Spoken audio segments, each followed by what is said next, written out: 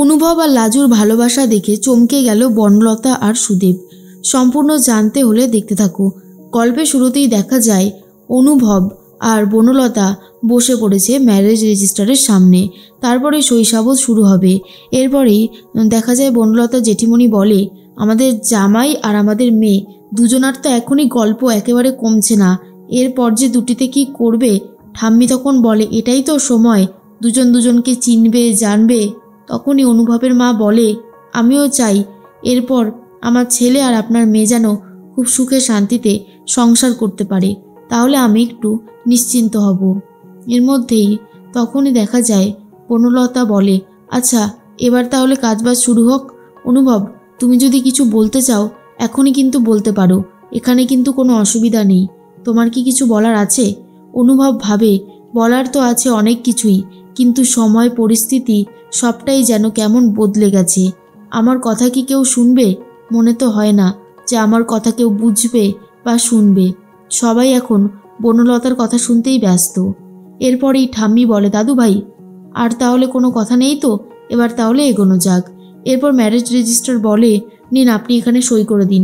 প্রথমে সময় আসে অনুভবের। অনুভব ঠিক করে বলবে সবটা সবাইকে, কিন্তু সাহসের জন্য আর বলে উঠতে পারে না, চুপচাপ সইটা করে দেয়। তার মধ্যেই লাজু চলে এসেছে। বনলতা বলে, লাজু তুমি এসে গেছো? লাজু তখন বলে, হ্যাঁ কেন, কেউ কি আমাকে খুঁজছিল? তখনই অনুভব বলে, কোথায় গিয়েছিলে তুমি লাজু এতক্ষণ ধরে? লাজু এরপর কোনো উত্তর দেয় না। এরপর বনলতাও সই করে দেয়। আর সবাই তখন বলে, ব্যাস তাহলে এবার হয়ে গেল। ম্যারেজ রেজিস্টার বলে, না না, এখনও সাক্ষীদের সইটা লাগবে না, না হলে কি করে হবে?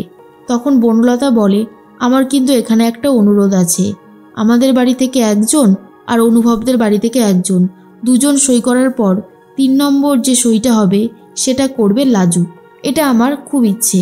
তখনই অনুভব বলে, কেন লাজু কেন সই করবে?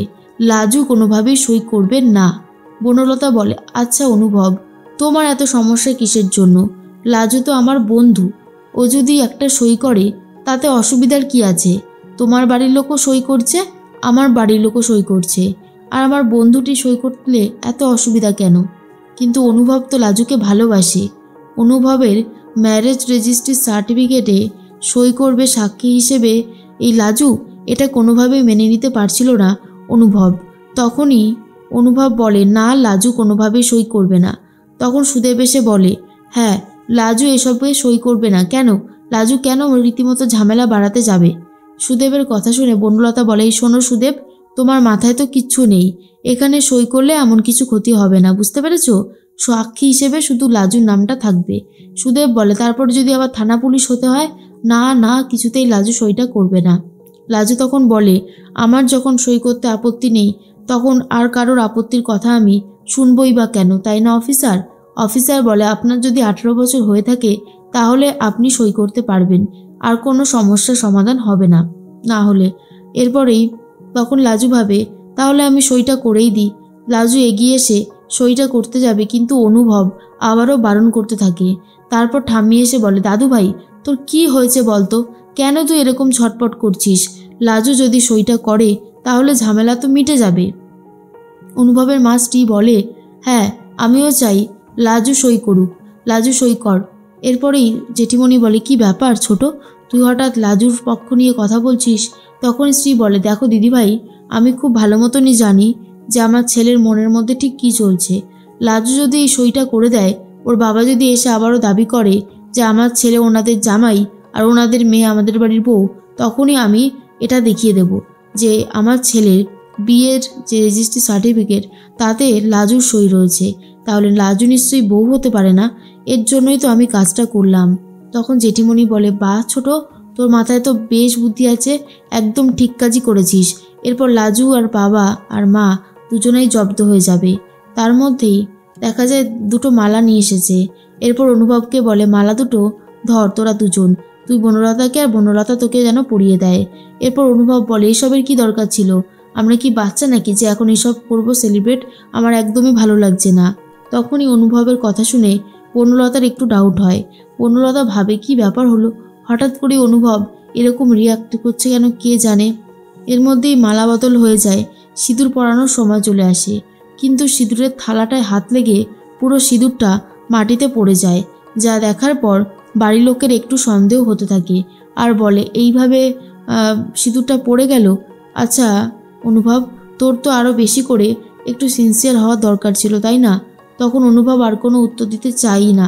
এরপরেই লাজু আর বনলতা দুজন মিলে অনেক কথা বলতে থাকে। বনলতা আর অনুভব ফিরে যায় অনুভবের বাড়িতে। তখন স্ত্রী বলে, আমার ছেলের বউ তুমি, এমনি এমনি কে ঘরে নেব? দাঁড়াও, দুধে আলতা নিয়ে আসি। দুধে আলতায় পা দিয়ে ঘরে ঢুকবে, কেমন? বনলতা তখন বলে, আচ্ছা ঠিক আছে, আপনারা যেমন বলছেন তেমনই হবে। বনলতা দুধে আলতায় পা দিয়ে ভেতরে ঢুকছে। এদিকে লাজুর মাথায় যেই ফুলের যে মালাটা ছিল সেটা খুব সুন্দর করে পরানো, আর এটা দেখার পরেই তখনই অনুভব ভাবে, এই মালাটা তো আগে থেকে ছিল না, তাহলে এই ফুলের মালাটা কে এনে দিয়েছে? সুদেব। সুদেব কি আবার পরিয়ে দিয়েছে লাজুকে? এই বাড়াবাড়িগুলোই আমি আর মেনে নিতে পারি না। এর মধ্যেই লাজু ভাবে, খিটকেট বনলতা দিদিকে সিঁদুর পরাচ্ছে, আমার চোখটা এরকম কেন করছে? এমনটা হওয়ার তো কথা না, তাও যে এরকম কেন হচ্ছে বুঝতে পারছি না। অনুভব ভাবে, আমি তো একজনকেই ভালোবাসি আর সে আমার সামনে দাঁড়িয়ে রয়েছে, কিন্তু আমি তাকে কোনো কথা বলতে পারছি না। এর থেকে কষ্টের আর কি হতে পারে?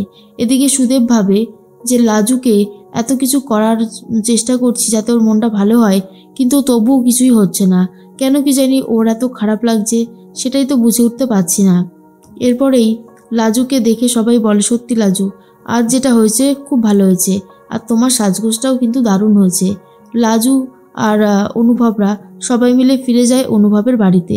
এরপরেই মনে মনে একটা কথাই ভাবতে থাকে লাজু, যেভাবেই হোক না কেন এই বাড়ি থেকে তাকে তাড়াতাড়ি করে পেরিয়ে যেতে হবে। সে যতদিন এই বাড়িতে থাকবে ততদিন ঝামেলা হবে বই কি। স্ত্রী তখন বলে, আজকের দিনটা আমাদের জীবনে অনেক বড় একটা দিন। আমার ছেলের জীবনটায় বারবার যে ঝড় ওঠে, আমি চাই বনলতা সেই ঝড়টা যেন শেষ করে দেয়, আর কোনো ঝড়ই যেন আমার ছেলের জীবনে না থাকে। তখন জেঠিমণি বলে, হ্যাঁ রে ছোট, তুই সবসময় ছেলে বৌমার মধ্যখানে যদি এরকম ঢুকে পড়িস তাহলে তো খুব খারাপই হবে, অশান্তি একেবারে তুঙ্গে উঠে যাবে। তখন স্ত্রী বলে, দিদিভাই, তোমার ঘরের লক্ষ্মী, সে তো সবটা বোঝে, সে অনেক বেশি ম্যাচিওর, কিন্তু আমার বৌমা বনলতা জানি না কতটা ম্যাচিওর। আমি চাই বনলতা ম্যাচিওর হয়ে যাক আর অনুভবকে ভালো রাখুক, ব্যাস এটুকুই চাওয়া পাওয়া। এরপর লাজুর কাছে গেছে অনুভব আর জিজ্ঞেস করে, এই যে ফুলের মালাটা খোপার মধ্যে আটকেছো, কে দিয়েছে এটা? সুদেব। সুদেব কি তোমাকে এটা পরিয়ে দিয়েছে? আর এসব শোনার পর লাজু বলে, তুমি ফের আমার সাথে উঁচু গলায় কথা বলছো কেন? কিসের জন্য? অনুভব বলে, বেশ করেছি, যেটার উত্তর জানতে চেয়েছি সেটার উত্তর আগে দাও, না হলে কিন্তু হবে না। লাজু ভাবে যে এই মানুষটা ঠিক কী করতে চাইছে, কিছুই বুঝে উঠতে পারছি না।